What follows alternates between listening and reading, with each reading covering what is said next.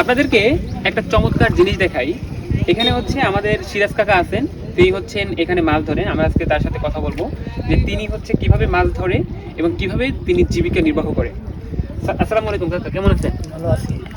এখানে আপনি কি মাছ ধরতেছেন? এটা মূলত বাগাত্তার পোনা ধরি। বাগাত্তার পোনা না? ওকে, প্রথমত হচ্ছে মাছটা আপনি কিভাবে আর কি ধরেন? ওই জাল দিয়া জাল দিয়ে মাছটা হচ্ছে ধরে পানির মধ্যে রাখেন। পানির মধ্যে রাখি।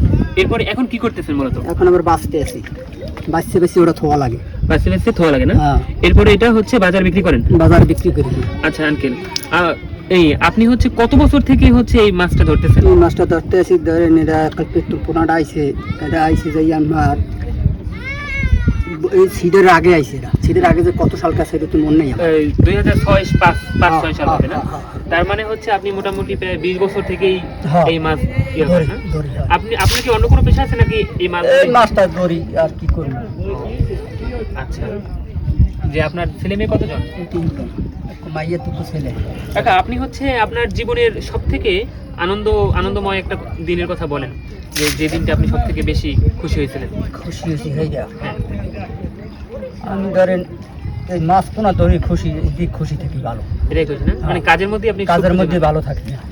জীবনে এমন কোনো ঘটনা আছে যেখানে আপনি অনেক বেশি কষ্ট পেয়েছিলেন? কষ্ট পাইছি, ধরেন হ্যাঁ ছোট কালে, ধরেন কালে বিবাহ টুবাহ করিনি, একালে খুবই কষ্ট করছি, ভাত কাপড় কষ্ট করছি। আচ্ছা, আপনাদের জ্ঞাতার্থে বলি যে আমার নানা বাড়ি হচ্ছে এই কাছাকাছি, এবং হচ্ছে এখানের মানুষজন একসময় প্রচুর ভাতে কষ্ট করছে। আমার নানারা, আমার মামারা এবং আমার মায়েরা একসময় প্রচুর ভাতে কষ্ট করছে, এবং এই নদীতে আমার মামাও একসময় এরকম মাছ ধরে হচ্ছে জীবিকা নির্বাহ করতেন। এই নদীর আমি একটা ভিডিওতে বলছিলাম যে এই নদীর তীরবর্তী হয়েই আমাদের সভ্যতা গড়ে উঠছে। ঠিক আছে, এই নদীর পাড়েই হচ্ছে হাজার হাজার সভ্যতা গড়ে উঠছে, এবং নদীর উপর ডিপেন্ড করেই হচ্ছে আমাদের সভ্যতা পরিচালিত হয়, আমাদের জীবন পরিচালিত হয়।